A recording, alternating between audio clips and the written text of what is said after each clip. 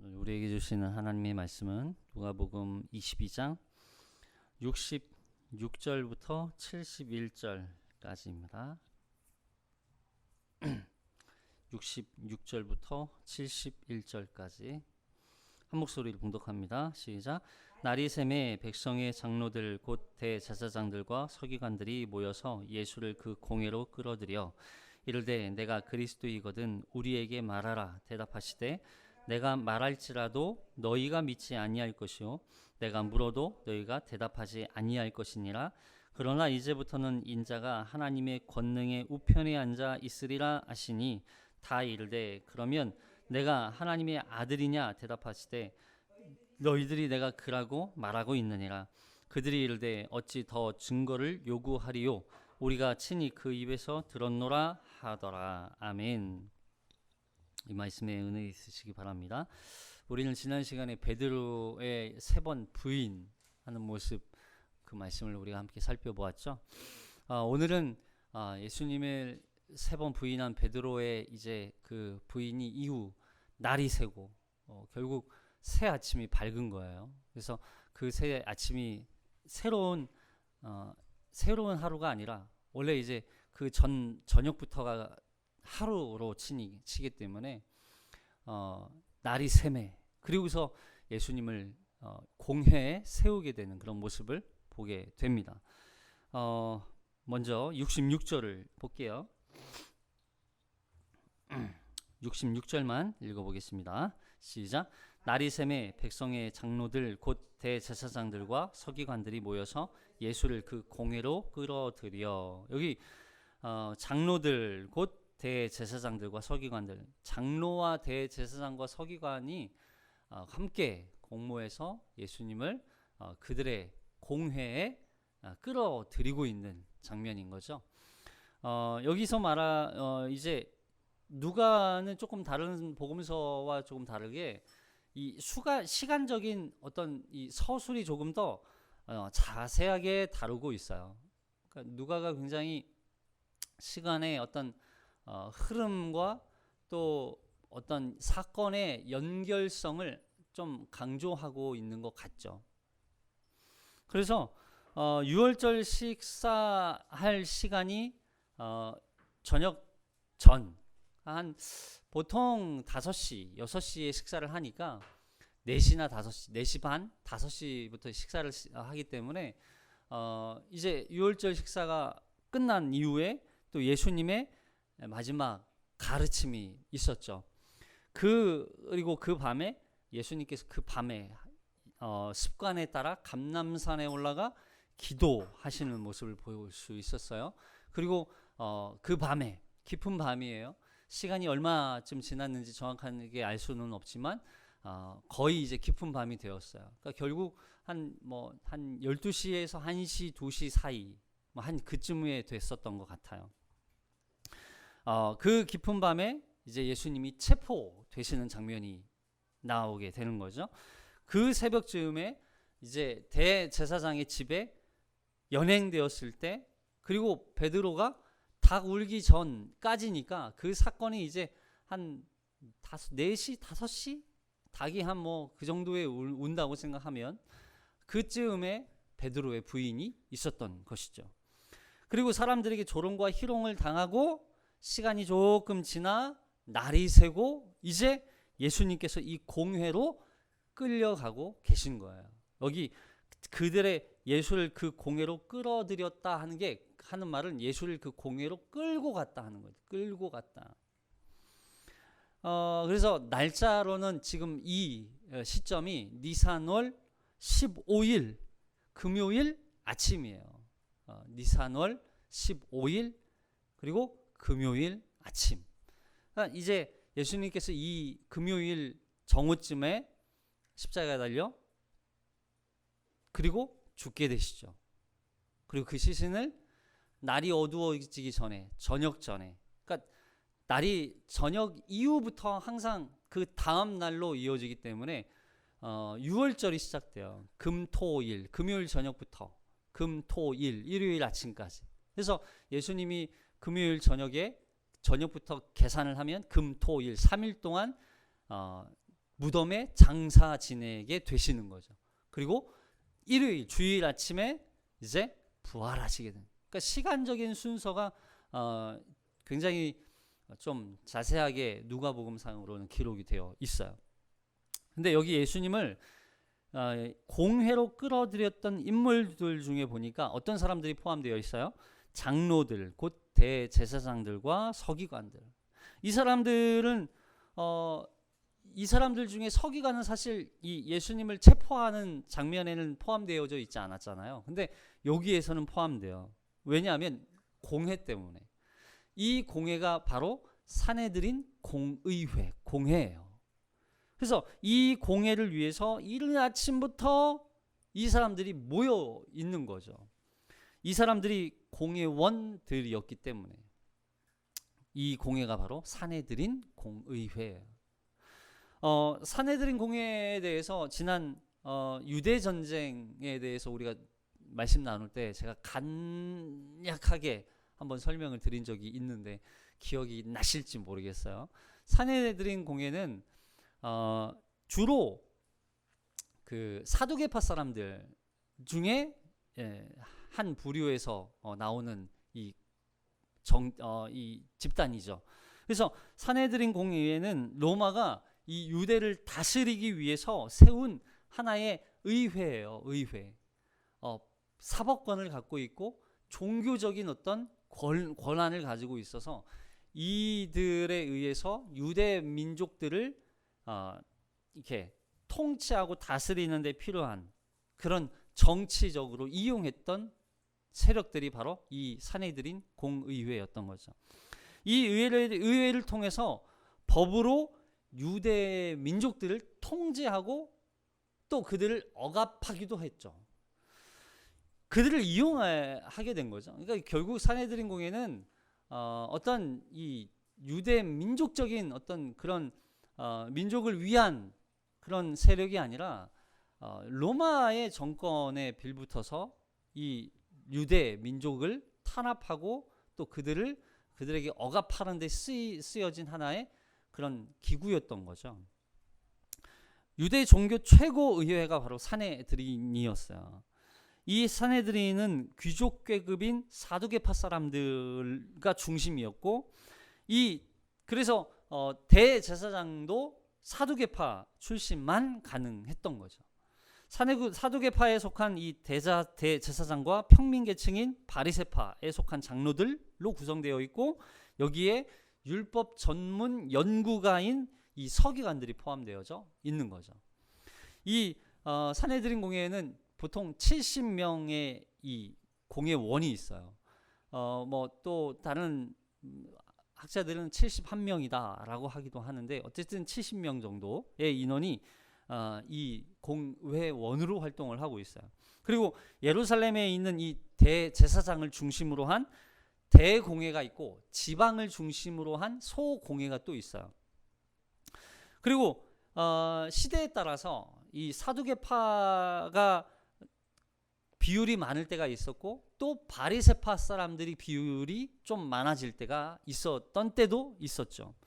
어쨌든 예수님 당시에는 이 사두개파가 주류였던 시대, 그 시대에 예수님이 이 산헤드린 공의회에 재판을 신문을 받게, 재판이라고 해도 재판이라는 의미가 거의 뭐 무색할 만큼 굉장히 불법적인 그런 재판이기 때문에 재판이라고 볼 수도 없어요. 그냥 신문이죠, 신문.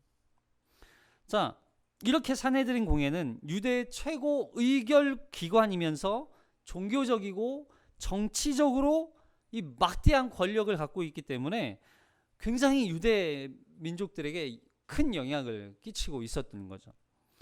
그러나 그러한 권력과 이 사법적인 권한이 있었지만 그들에게는 한 가지 사형 집행에 있어서 사형을 집행하고 결정할 수 있는 결정적인 권한은 없었어요. 왜냐하면 이건 이 로마 정권이 갖고 있었거든요. 이들에게 그냥 사형 집행을 내리는 건 로마 그 총독으로부터 이 권한을 얻어야만, 그 결과를 얻어야만 사형 집행이 가능했었어요. 판결은 할 수 있지만 집행이 불가능한 거죠. 그래서 예수님도 이들이 계속 신문하고 또 이 뭐 재판이라고 하는 재판이겠지만 재판을 통해서 예수님이 죄 있는 하나의 반역자로 정죄하고 이 예수에게 사형 선고를 내릴 수는 있지만 실제적인 사형 판결을 내릴 수 있지만 집행은 로마 정권이 해야 하기 때문에 그래서 결국 예수님은 계속 이 총독인 빌라도에게 신문을 다시 받게 되는 거예요. 결국 산헤드린 의회가 로마를 등에 업고 막대한 권력과 기득권으로 로마 정권의 하나의 어떤 빌붙어서 백성의 고통을 더욱더 가중시켰던 이 집단이었다는 것을 우리는 알 수 있는 거죠. 근데 그들이 이제는 유대 민족뿐만 아니라 이 유대 민족 백성들의 구원조차 가로막고 있는 현실을 우리는 보게 되는 거예요. 아이러니하죠. 이들이 얼마나 정치적이었고 종교적으로 타락했는지를 보여주는 대목이에요. 나리새매, 장로들, 대제사장들, 서기관들이 모여서 예수를 그들의 의회로, 공회로 끌어들이고 결국 그들의 하나의 이게 이런 거죠. 진짜 범죄인이라면 끌어들인다는 표현을 쓸 수가 없죠. 재판을 열어야죠. 그러나 죄가 없는 예수님을 죄 있는 자로 정죄하기 위해서 그들의 공모에 끌어들이고 있는 모습을 우리는 보게 되는 거죠. 자, 그런데 이 대제사장이나 서기관이나 또 바리새인이나 이 사람들은 예수님을 잡아서 어떻게 하려고 하냐면 여기 20절에 보니까 정치범으로 사형을 받아내려고 하고 있죠. 여기 보세요. 자, 20절 볼게요. 20절부터 20절만 보면 자, 누가복음 20장 20절이에요. 시작. 이에 그들이 엿보다가 예수를 총독의 다스림과 권세 아래에 넘기려 하여 정탐들을 보내어 그들로 스스로 의인인 체하며 예수의 말을 책잡게 하니 계속 예수의 말을 책잡아요. 왜요? 이 예수를 총독의 다스림과 권세 아래에 넘겨야 되기 때문에. 그래서 여기서부터 사형 판결을 받아내야 되거든요. 그래서 그 결과를 얻어 결국 사형 집행까지 얻어내야 되기 때문에 예수가 하는 어떤 행동 또 말 다 책잡고 있는 거예요. 자, 그리고 날이 샜어요. 이건 예수님의 재판이 얼마나 불법적인 것인지를 보여주는 거예요. 무슨 얘기냐면 예수님을 잡은 지난 밤, 그죠? 지난 밤에 예수를 체포했어요. 보통 재판은 이틀에 걸쳐서 재판을 하게 돼요. 왜냐하면 증거를 모아 증인들을 데려와야 되잖아요. 증거가 있어야 되고 증인들이 있어야 돼요. 근데 증인들조차 그 밤에 제가 말씀드렸잖아요. 베드로의 얼굴을 알아본 그 불빛 아래에 베드로의 얼굴을 알아본 그 여종이 거기에서 베드로에게 너도 그와 함께 있던 자라 알 수 있었던 건 그리고 거기에 모여 있는 자들이 다 왜 모였다고 그랬어요? 요한복음에 증인이 되기 위해서 그들이 모였어요. 결국 거기에 모여 있던 사람들은 이 대제사장의 재판 신문에 거짓 증인들로 지금 거기에 모여 있는 거였어요.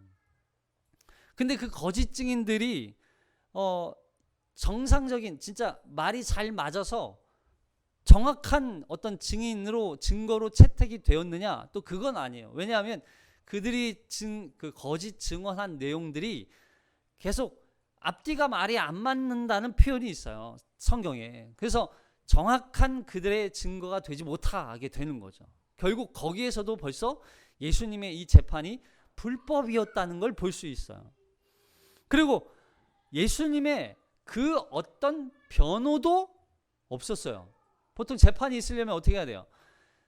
피고인과 또 그에 대한 재판 변호인이 있어야 돼요. 항상 양측의 변호인이 있어서 또 주장을 들어야 돼요. 그래서 그 주장에 합당한 판결을 내려야 된단 말이에요.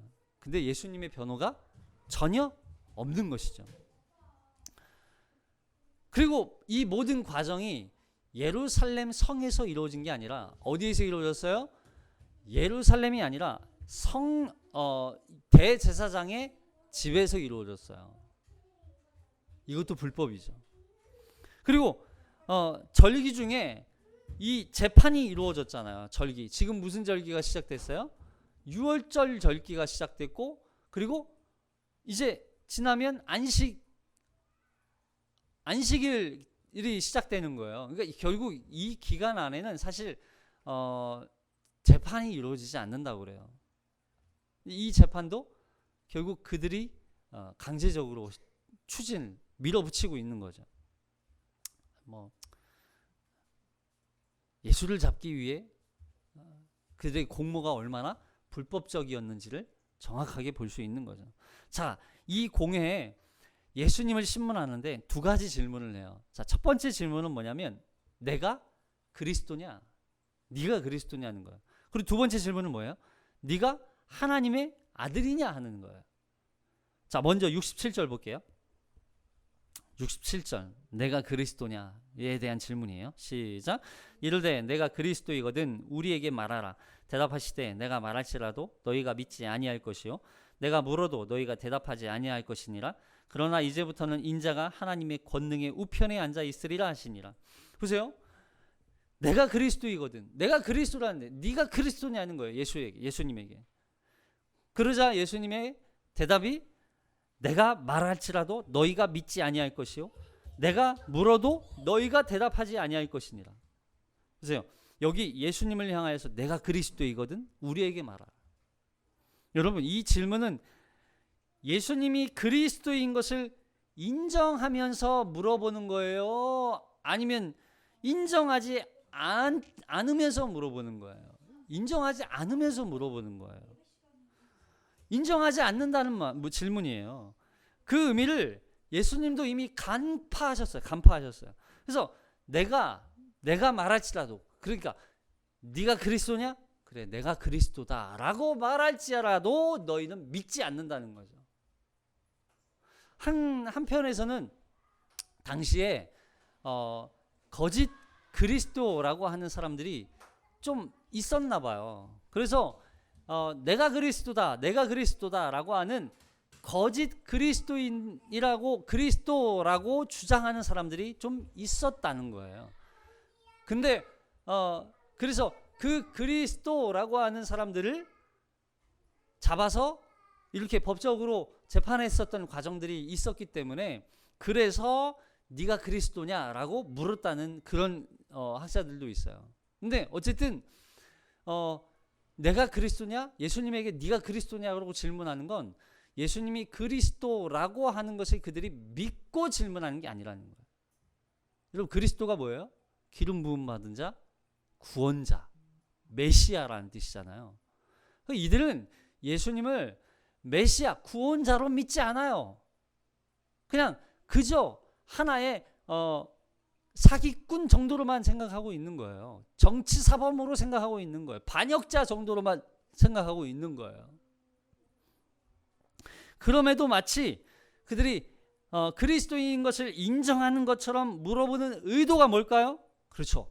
바로 예수님이 그리스도라고 한다면 예수님 스스로 죄를 자백하라는 거예요. 너 스스로 네가 그리스도가 아니라는 걸 자백해라. 네가 그리스도 아니라고 얘기하면 풀어줄게, 이런 의미인 거죠. 근데 네가 그리스도면 우리는 너를 체포하여 결국 너를 재판하여 사형시킬 수도 있어 라고 하는 걸 염두에 두고 있는 거죠. 이해되시죠? 이들은 그리스도를 믿는 게 아니에요. 네가 그리스도라고 이야기하면, 그렇다고 하면 너는 정치사범으로 너는 체포되어 죽게 될 거야. 아니라고 한다면 풀어줄게. 두 가지 중 하나인 거죠. 그래서 예수님 스스로 죄를 보세요. 그럼에도 불구하고 예수님은 아무 말씀을 안 하세요. 왜요? 이들이 믿지 않을 뿐만 아니라 말하여도 그들을 뭐래요? 대답하지 아니할 것이. 내가 너희에게 물어봐도 너희도 대답 안 할 거지 않냐. 그러니까 무슨 얘기냐면 예수님이 그리스도라고 하지 않더라도 너희는 나를 죽일 거야 라고 하는 걸 예수님은 알고 계세요. 그래서 그럼에도 불구하고 예수님은 이 죄명이잖아요. 이 죄를 자초하고 계세요. 좌초하고. 그래서 십자가를 예수님은 스스로 십자가를 향해서 걸어가시는 거예요. 이해되세요? 예수님은 아무 말씀 안 하세요. 왜요? 그 십자가를 거절하는 게 아니에요. 예수님 그 십자가를 스스로 십자가를 향해서 걸어가시는 거예요. 만약에 거기에서 무슨 대답을 하시든지 어떤 반항을 하시든지 어떤 얘기를 했다면 아마 거절되었을 거예요. 그러나 예수님은 아무 말씀 안 하세요. 왜요? 그 십자가를 자초하고 계신 그 십자가의 죽음을. 자, 반면에 마태복음과 마가복음에서는 어떻게 표현하는지 한번 보세요. 자, 마태복음하고 마가복음에서는 예수님의 이 답변이 참 재밌어요. 자, 좀 길지만 마태복음하고 마가복음을 좀 비교해서 읽어볼게요. 마태복음 26장 63절 시작. 예수께서 침묵하시거늘 대제사장이 이르되 내가 너로 살아계신 하나님께 맹세하게 하노니 내가 하나님의 아들 그리스도인지 우리에게 말하라. 보세요. 여기에 대제사장이 이르되 내가 너로 살아계신 하나님께 맹세하게 한대요. 그러니까 맹세한다는 건 네가 그리스도 아니면 하나님이 너를 저주할 거야. 이런 뜻이죠. 64절부터 시작. 예수께서 이르시되 내가 말하였느니라. 그러나 내가 너희에게 이르노니 이후에 인자가 권능의 우편에 앉아 있는 것과 하늘 구름을 타고 오는 것을 너희가 보리라 하시니 이에 대제사장이 자기 옷을 찢으며 이르되 그가 신성 모독하는 말을 하였으니 어찌 더 증인을 요구하리요? 보라, 너희가 지금 이 신성 모독하는 말을 들었도다. 너희 생각은 어떠하냐? 대답하여 이르되 그는 사형에 해당하니라 하고 이에 예수의 얼굴에 침 뱉으며 주먹으로 치고 어떤 사람은 손바닥으로 때리며 이르되 그리스도야 우리에게 선지자 노릇을 하라. 너를 친 자가 누구냐 하더라. 자, 마가복음에서 어떻게 기록했는지 한번 볼까요? 마가복음에서 14장 61절 시작. 침묵하고 아무 대답도 아니하시거늘 대제사장이 다시 물어 이르되 내가 찬송 받을 이의 아들 그리스도냐? 예수께서 이르시되 내가 그니라. 인자가 권능자의 우편에 앉은 것과 하늘 구름을 타고 오는 것을 너희가 보리라 하시니 대제사장이 자기 옷을 찢으며 이르되 우리가 어찌 더 증인을 요구하리요? 그 신성 모독하는 말을 너희가 들었도다.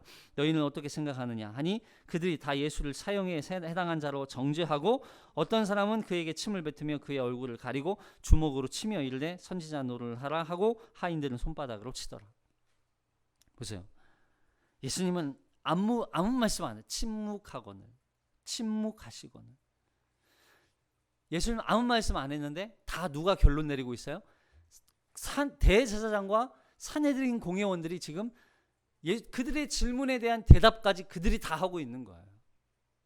그들이 스스로 정해놓은 결과대로 예수님을 판단하고 예수님을 정죄하고 예수님을 사형 집행을 하게 되는 사형 선고를 내리게 되는 거예요. 그들이 생각하고 있는 정해놓은 결과대로. 마태와 마가는 이 예수님이 이 우편에 앉은 것 이걸 표현하잖아요. 그래서 통치와 다스림 그리고 재림까지 설명하세요. 근데 누가는 거기에 우편에 앉았더라, 앉아 있느니라. 이거 앉았다는 것까지만 설명해요. 누가의 관점은 타락한 이 종교 지도자들과 비교해서 독자들에게 과연 누가 진정한 통치자요 다스리는 분인지를 설명하고 있는 거예요. 거기에 포커스가 있어요. 누가는. 그래서 마태와 마가는 이런 거죠.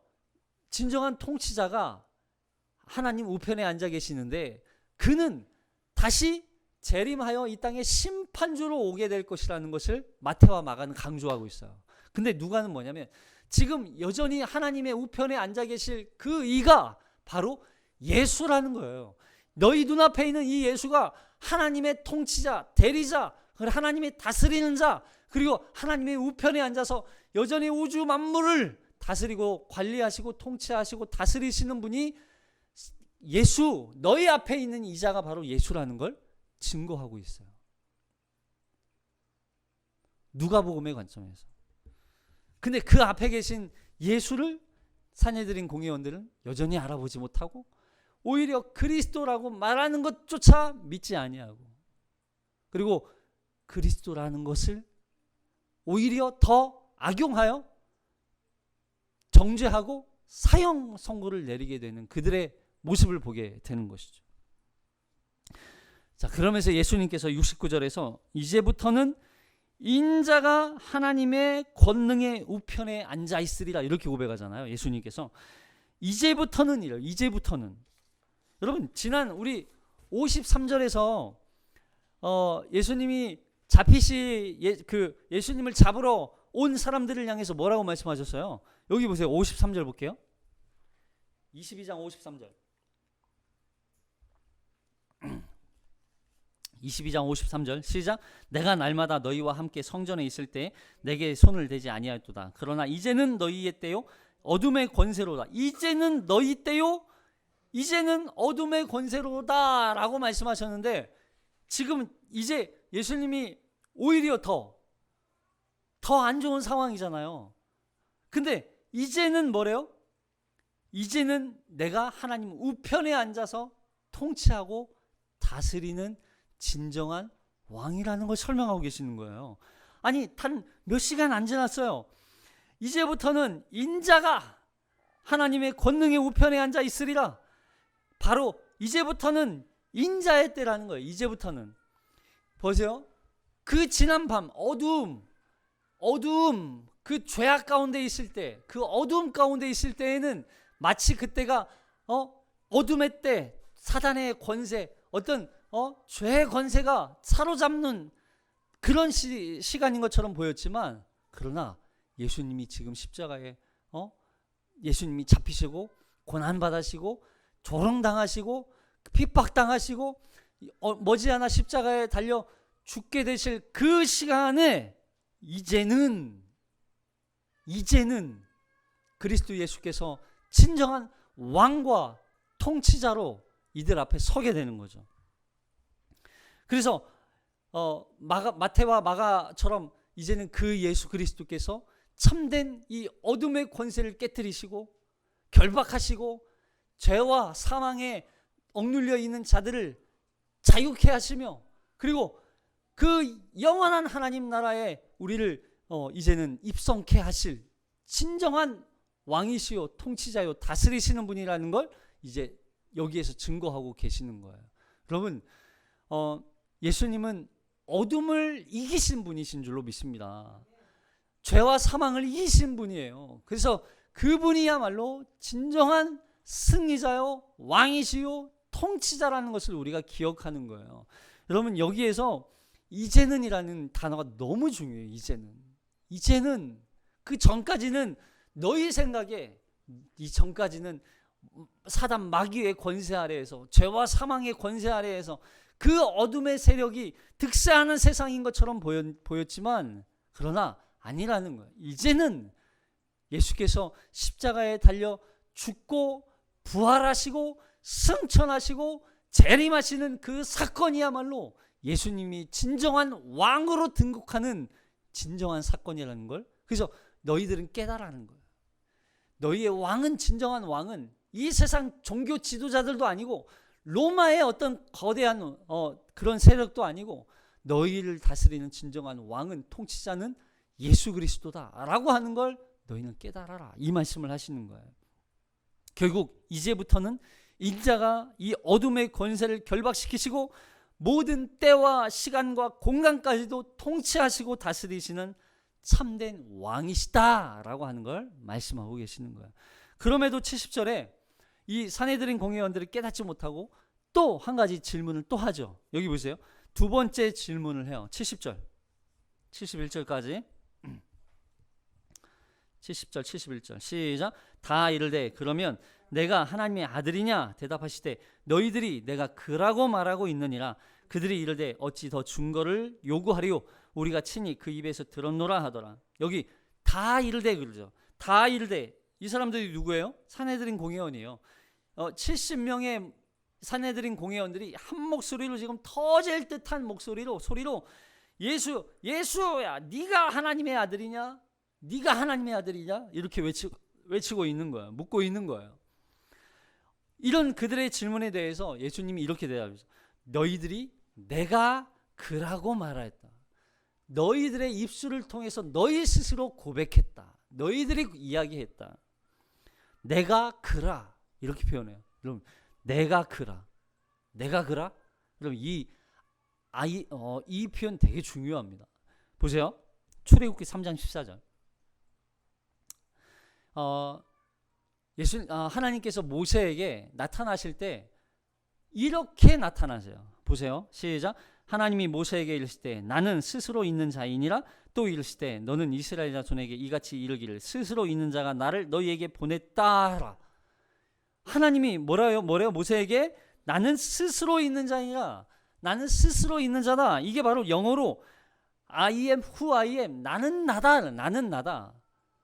누군가에 의해서 결정되는 하나님이 아니라 누군가에 의해서 만들어진 신이 아니라 나는 나 스스로가 나다. 나는 스스로 존재하는 나다라고 하는 걸 하나님이 말씀하세요. 내가 하나님이라니. 내가 하나님. 다른 누군가에 의해서 만들어진 신이 아니라 나는 나 스스로가 하나님이다. 그래서 예수님이 곧 하나님이시라는 걸 여기에서 한 번 더 강조하고 있어요. 그래서 이거 뭐래요? 내가 하나님의 아들이냐? 내가 그라. 나다. 너희들이 말하는 그 하나님이 나다. 너희들이 그렇게 찾고 너희들이 그렇게 믿고 있는 하나님이 바로 나다. 근데 그런 나를 너희는 여전히 나를 거부하고 여전히 나를 믿지 아니하고 여전히 나를 향해 범죄하였다. 그러자 이들이 하나님을 향한 반역죄. 그래서 이들을 신성 모독죄로 예수님을 고발하는 거예요. 만약에 예수님이 여기에서 내가 그라라고 얘기 안 하셨다면 아마 신성 모독죄로 이들은 예수님을 잡아 넘길 수는 없었을 거예요. 그러나 예수님이 내가 그라. 이 말에 이들이 득달같이 달려들어서 그래, 네 입으로 얘기했지. 그래, 너는 신성 모독죄야. 그들의 눈에 하나님을 모독했다는 죄. 그들 스스로 하나님을 믿는다고 잡초했지만 그들 스스로 하나님을 믿지 않고 있다는 걸 보여주는 거죠. 자, 그래서 이들이 이 예수님을 신성 모독죄로 이제 사형 선고를 내려요. 근데 예수님을 향한 이 사형 선고는 선고일 뿐 집행을 할 수 있어요, 없어요? 없어요. 그리고 신성 모독죄는 돌로 쳐서 서형하는 것밖에 할 수 없었어요. 그렇기 때문에 로마의 사법권을 빌려서 예수님을 십자가 처형을 하도록 이제 끌고 가는 거예요. 자, 그리고 누가가 계속 강조하고 있는 부분이 있어요. 뭐냐면 여기에서도 계속 반복되고 있는 단어가 뭐냐면 인자라고 하는 단어예요. 인자. 여러분, 인자가 무슨 뜻이라고 그랬어요? 인자. 사람의 아들이라는 뜻. 사람의 아들. 사람의 아들 예수. 이런 뜻이에요. 예수님은 하나님의 아들이시잖아요. 독생자, 유일하신 하나님의 아들로 우리는 알고 있잖아요. 근데 그분이 자기 자신을 나는 하나님의 아들이다라고 이렇게 막 강조하지 않아요. 누가복음에서만큼은. 물론 다른 복음서에서도 인자라는 표현을 써요. 근데 누가가 굉장히 강조하고 있거든요. 왜 그럴까요? 자, 사탄을 비롯해서 대제사장과 장로들과 서기관들의 관심은 뭐였냐면 지금 예수님이 하나님의 아들이 되는 거예요. 하나님의 아들로서만 존재하기를 원하는 거예요. 그래서 물론 이들은 그걸조차도 믿지 않죠. 근데 인자가 되지 않는 게 이들의 목적이에요. 왜냐하면 인자, 사람의 아들이라는 건 우리 사람의 죄, 인간의 죄를 대신 그 죄값을 치룰 수 있는 존재는 누구밖에 없어요? 사람밖에 없어요. 여러분, 우리의 죄값을 치룰 수 있는 존재는 우리 사람밖에 없어요. 무슨 얘기냐면, 우리가 죄를 졌어요. 그러면 하나님이 그냥, 공의로운 하나님은 우리의 죄를 그저 그냥 아무 대가 없이 용서해 줄 수 있는 분이 아니에요. 오해하시면 안 돼요. 하나님은 사랑의 하나님이잖아요. 그러면 죄 지어도 무조건적으로 하나님은 용서하셔야 돼요. 맞아요, 틀려요? 틀려요. 왜요? 하나님은 공의의 하나님이시기 때문에 죄에 대해서는 반드시 죄에 대한 대가를 지불해야 해요. 근데 사람들이 자꾸 사랑의 하나님이니까 죄에 대한 대가는 지워버리고 하나님 무조건 사랑하셔야 된다고만 얘기해요. 그러면 하나님의 공의로운 하나님의 그 속성에 대해서는 무시하는 거예요. 그 말도 안 되는 거예요. 있을 수가 없는 거예요. 그래서 하나님은 반드시 공의로운 하나님이기 때문에 죄에 대한 대가를 치러야 돼요. 그걸 하나님이 직접 하시면 돼요, 안 돼요? 안 돼요. 사람이 해야 해요. 근데 사람이 할 수 있어요, 없어요? 없어요. 그래서 죄 없으신 예수님을 사람의 몸으로 이 땅에 보낸 거예요. 그래서 인류의 죄를 죄 사함을 대신 그 죄값을 지불하게 하시는 분이 바로 그 아들 예수 그리스도인 거예요. 이해되셨어요? 여러분, 이 관계를 잘 기억하셔야 돼요. 하나님은 공의로운 하나님.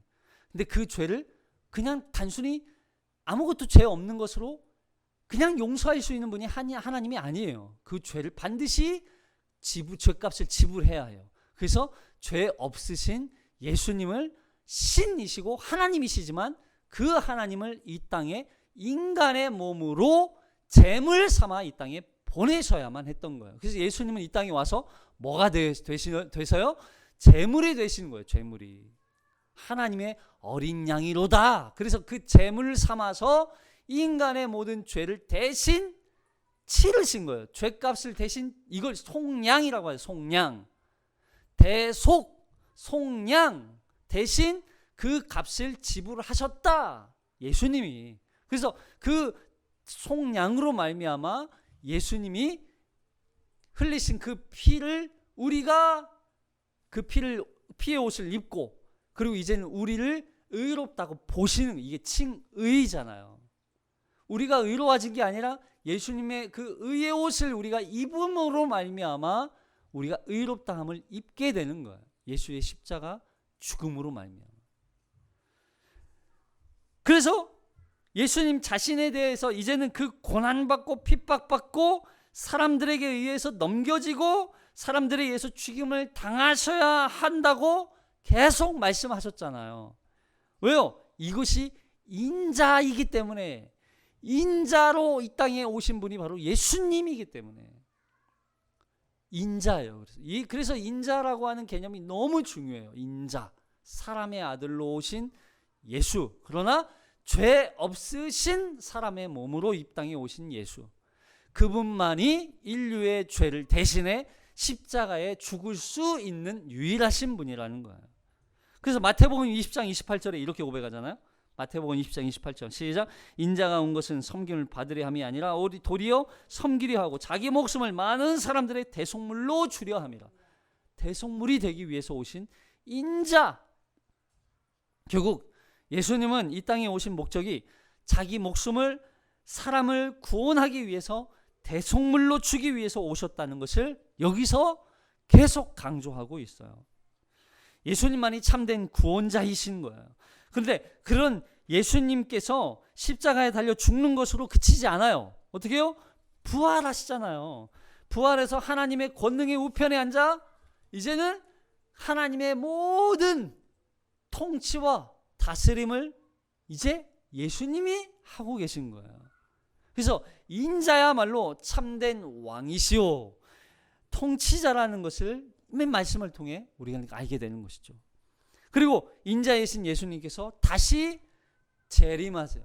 그래서 인자 안에는 모든 교리들이 다 포함되어 있어요. 너무 중요한. 자, 그래서 53절에 이제는 너희의 때요. 어둠의 권세가 득세하는 것처럼 보였지만, 그래서 예수님이 산헤드린 공에 의해서 로마 재판에 의해서 십자가에 달려 죽는 것처럼 보이지만, 예수님이 마치 실패한 것처럼 보이지만, 그러나 예수님은 여전히 하나님 보좌 우편에 앉아서 이 우주 만물을 통치하고 다스리시고 완전한 구원을 위해 지금 우리를 향해 재림을 기다리고 오고 계신다는 분이라는 것을 말씀하고 계시는 거예요. 칼빈은 이 예수님의 신문하는 이 장면을 보면서 예수님이 아무 말씀도 안 하시잖아요. 아무런 저항이나 어떤 변호도 하지 않고 계시는 것을 칼빈이 뭐라고 표현했냐면, 한번 들어보세요. 예수님은 그의 때가 왔다는 것을 아시고는 이제 무죄로 풀려나는 것을 구하지 않으셨다. 무죄로 풀려나는 걸 원하지 않으셨다는 거예요. 왜요? 자기가 대속 제물이 되도록 정해졌기 때문에 자신을 변호할 생각이 없는 거예요. 이렇게 표현해요. 우리 주님이 이러한 죽임을 친히 담당하고 계신, 얼마든지 변호할 수 있잖아요. 그리고 얼마든지 천군 천사를 보내서 이들을 심판할 수 있잖아요. 그러지 않으세요. 왜요? 이미 자신이 이 길을 선택했다는 이것밖에, 인류를 구원할 수 있는 방법은 이것밖에 없다는 걸 알고 계시기 때문에 변호할 생각이 없으세요. 자기의 모든, 예수님이 갖고 계신 그 모든 걸 다 인류를 위해 내어주신 그 예수님의 사랑이 있었기 때문에 우리가 이렇게 구원받게 된 것이죠. 말씀을 정리합니다. 산헤드린 공회, 당시 최고의 종교 지도자들이면서 로마의 권력에 힘입어서 자신들의 이득과 기득권을 유지하면서, 반면에 유대 동족들에게 율법과 계명, 정통이라는 어떤 굴레로 동족을 억압하고 그들 수탈하는데 악용했던 이 종교 지도자들, 그리고 반면에 하나님의 아들이라는 권세와 영광을 버리시고 낮고 천한 이 사람의 아들, 이 사람의 몸을 입고 인자로 이 땅에 오셔서 고난받고 핍박받고 사람들에 의해서 넘겨지고 십자가에서 죽임을 당하시기까지 낮아지신 그 예수 그리스도, 이 두 부류를 아주 극명하게 대조해서 보여주고 있어요. 과연 누가 이들의 참된 구원자냐는 거예요. 과연 누가 이들의 참된 지도자고 왕이고 통치자냐는 거예요. 더 나아가서 과연 누가 이들의 소망이냐는 거예요. 우리의 구원자냐는 거예요. 바로 예수 그리스도. 그분이야말로 우리를 죄로부터 건지시고 죄와 사망으로부터 해방시키시고 생명과 자유를 주셔서 영원한 하나님 나라의 백성 되게 하신 유일하신 분이 바로 주님밖에 없다는 사실을 우리는 깨닫게 되는 거예요.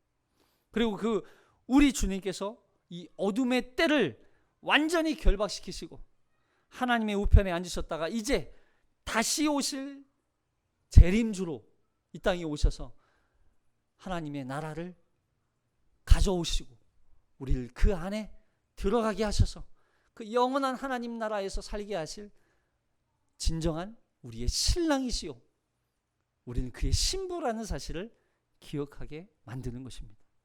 그래서 우리는 그 주님을 바라보며 소망 가운데 기쁨으로 한 주를 살아내게 되는 것입니다. 한 주도 주님과 동행하며 이 마지막 때를 주님의 그 사랑을 기대하고 바라보며 소망하며 또 기다리며 살아가는 저와 여러분이 되시기를 주님의 이름으로 축복합니다. 기도하겠습니다.